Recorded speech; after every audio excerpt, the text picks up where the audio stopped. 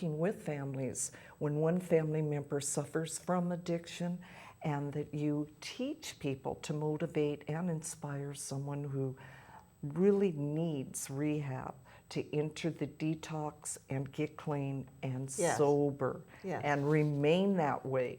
So please tell us what your program is called. So as you said, it's called Prehab because what I've realized is that the big problem that you've got out there, if you have a family member or a loved one who's suffering with addiction, is how to get that person into rehab, so prehab. And there are a lot of different aspects of motivating someone to willingly go into rehab. You know, we've come past the point where you're going to force them, threaten them, insult them, and shame them, and expect to get any positive results. It doesn't work. You're past the point, I hope, you're no longer hoping that if they get arrested, which doesn't happen much anymore anyway, that if they get arrested and get thrown in jail, that will detox them and that's a good idea. So we've come into a different time in our culture. There aren't the resources for arresting. There aren't the resources for jailing. There aren't the resources for rehab. So you as a family member are going to have to figure this out, and that's why people hire me. So I can teach them how to make it happen, how to get somebody clean and sober, and have them stay that way. What a great name. I'm curious, what is included in your prehab program? So the first thing is an education. You need an education to understand addiction. Most people who call me to complain about a family member whose behaviors are, very problematic. Maybe theft, maybe real serious illness, maybe mental illness, you name it. And so you need an education. You need me to explain what an addict goes through and what is the process of motivating them into rehab. How do you motivate them to do it? What's in it for them, basically, is the key. I've got to teach you how to calm yourself. I've got to teach you how to calm that other person. I've got to teach you how to generate cooperation and generate results. So it's a lot of training and a lot of skills and a lot of support. And it really doesn't take that much time. No, it doesn't. Amazingly enough, you can go from having a family member who's hooked on heroin, who's hardly speaking to you, and in a month working with me, a couple of times a week, that person can be in rehab. It's amazing, isn't it? But it's true, you can accomplish it. That's very inspiring. Now, what is the standard process using traditional intervention and rehab without your program? And what happens to the families who don't know about your program? And what are the normal statistics for rehab? Well, as you may know, I'm a communication specialist, and I'm a specialist in whole brain thinking. And so I developed this program because I realized that families were struggling. So you needed some training, you needed some skills, you needed support, you needed to make it happen. And I was coaching the executive producer of Intervention Television, and if you haven't watched it, please do. It's on, it's on reruns, I think, forever, because it's such an important program. But what I learned from her is that even though intervention paid 100% of the costs for the people who were suffering from addiction, still, even though they went through an intervention, every single one of them, only 50% of them agreed to go into detox after that. And even though intervention paid all the money, it wasn't up to the families, only 50% of the ones who went into rehab, into detox, stayed for 28 days. So that means that with all the money in the world, because this is a TV show, so they have deep pockets, with all the money in the world, only 25% of them, 25% went through detox and rehab. And that doesn't say anything about the tiny amount of people who stayed clean and sober 30 days later, 60 days, 90 days later. The work I do with one committed family member, it's about lifelong sobriety. It's about having that person cured, treated and cured forever. Think about that. It's wonderful. That's a sure thing, too. Now, how do you know who is that number one committed family member who will really work to really ensure the sobriety for a parent or for a teen, a child, adult child, a sibling, or even a spouse or partner? Well, it's always the person who's calling me. If you're on the phone with me, that's who you are. And if someone else in your family is calling me, or someone else who's related to that person is calling me, then they are. And of course, I have families that are wonderful where I can get a mom and a dad and a sibling all involved. So the more of you that are willing to be committed to your loved one's sobriety, the easier it is for each of you. It's just that one of you is going to have to take the lead.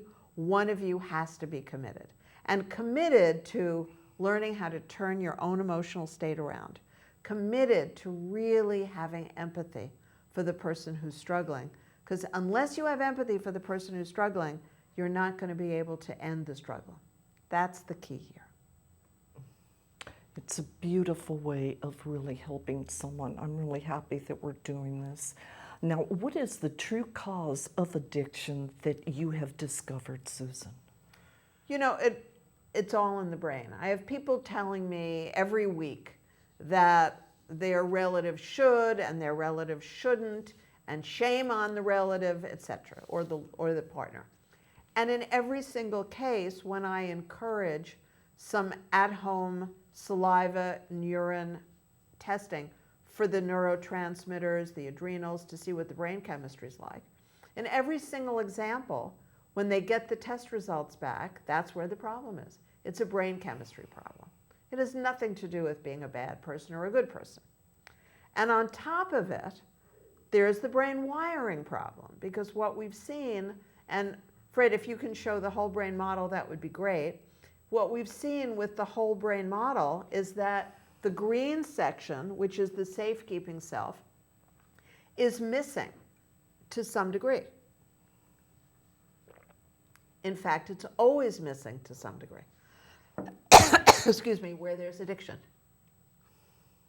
That is the problem. That is the key problem, and it's always the key problem. Excuse me.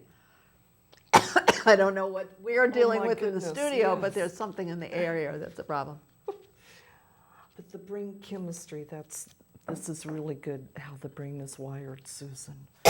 I know you have a lot to say, but at the moment we're temporarily choked up, so we'll get back to that. How about let's exploring about the process of what you go through working with a family so that the person that is using the drugs or the alcohol, etc., becomes really excited and enthusiastic about turning their life around. I'm really sorry. I wish we were doing a show on being allergic to something in the air and how to, press through it. That's what's going on. So it's cheerleading. You have to be able to cheerlead. And Tyler, I think you need to ask that the air conditioning be turned on the studio immediately, because there's no AC in here. Would you take care of that, please? Thank you. Good idea. So what people have to do is they have to encourage somebody. Let somebody know that it isn't hopeless. That's what I do. So if I'm working with you, I'm going to tell you, hey, it's not hopeless. It's not hopeless at all. Here's how we do it. Here's how other families just like yours have done it. Here's how we're going to get somebody from there, sleeping outdoors in the winter because they're sleeping outside of their friend's house, and there's plenty of heroin inside, but there's not an extra bed, or how to get somebody who had a brain injury and addictions, and how to get her from sleeping in a sleeping bag in the middle of the winter at a rock concert, and how to get her to understand that there's another life. So these are people who are sweet people who just don't have the whole brain function and just don't have the brain chemistry that they need. And what I really appreciate is that, Susan, you don't make those judgments. You just go forward and encourage and You bet. work through everything with ease. I think You bet. that's really, really very, very nice. Now, I know that you create a special language and vocabulary for each family based on the specifics that they describe to you. And I hope that you can, with our air conditioning on now, give us an example of maybe 3 sentences that work for you with a wife, let's say, that she would use on her husband who is suffering, let's say, from alcoholism. Sure. So you have to get yourself into the state of mind that you can empathize. So that's the key. You've got to be able to empathize. You've got to be able to really be peaceful, all right? That's the trick. If you're upset, you're not going to be able to accomplish it. So, honey, I can just imagine that you feel really disappointed that the company closed their branch here. Because I know that you really enjoy working and you'd really love to have a job with nice people where you can earn some money. Is that right? And what would you, the husband, say? Sure. Well, hopefully, yes. And then you have to keep going. So yeah, I know that you must have been really shocked when Bob let you know that they were going to be downsizing. This was really disappointing for you. And I know it's been taking you some time to get back on your feet, right? And you would say? Yes, yes, it has. Now, you may know that he's drinking a bottle of vodka a day and lying in bed when you go to work. You may know that. It just isn't helpful to talk about it. It doesn't help him. It doesn't help you. It's certainly not going to get him back to work faster. What's going to get him back to work faster is feeling understood, feeling heard. And he is the one who is the roadblock here. You may be 10 times more furious, but you're already working. You're already functional. You've got to realize that in order to get this person, the person with the addiction, back into life, which will benefit you as well as him or her, you've got to focus on more of his needs getting met. Encouragement, empathy, all of that. That is temporarily your full-time job if you want somebody to get clean and sober and stay that way quickly. That's the job description. That's beautifully put. Exactly. If you don't go into feeling offended, this is what works to motivate. Now, would you also demonstrate... Even if they feel offended. Oh, I mean, that's not going to solve your problem, so you don't want to get stuck with your own story about it. okay, the expert. Now, would you also demonstrate, let's say, what a parent would have, a dad, let's say, speaking to his teenage son, how he would go about that? Yes. Now, dad, knowing that his son is, let's say, getting stoned every night, or getting stoned too often, or maybe they found a bong, or maybe they've, found some marijuana, or whatever it is. Johnny, I know that we've talked about drugs before, and I know that in the past we've talked about how important it is if you want to go to that college where you can really play football, that you want to be very, very focused on grades, right? And what would Johnny say? Yeah, that's right.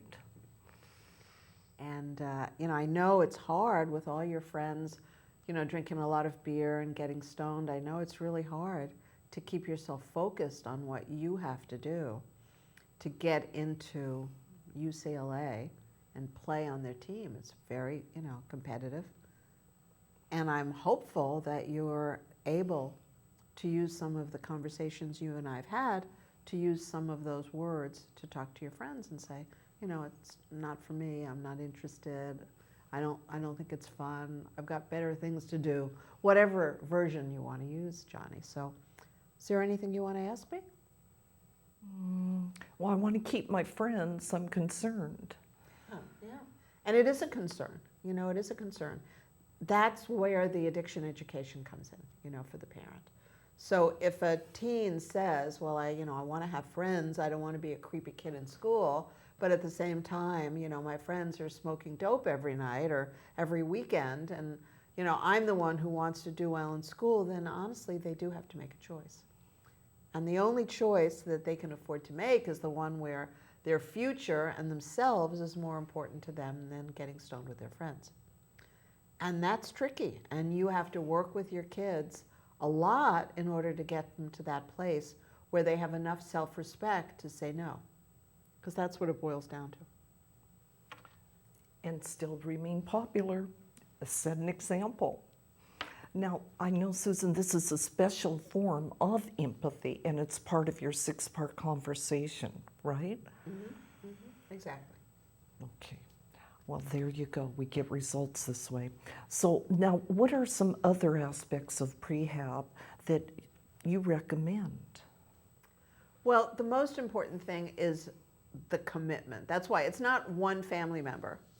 It's one committed family member.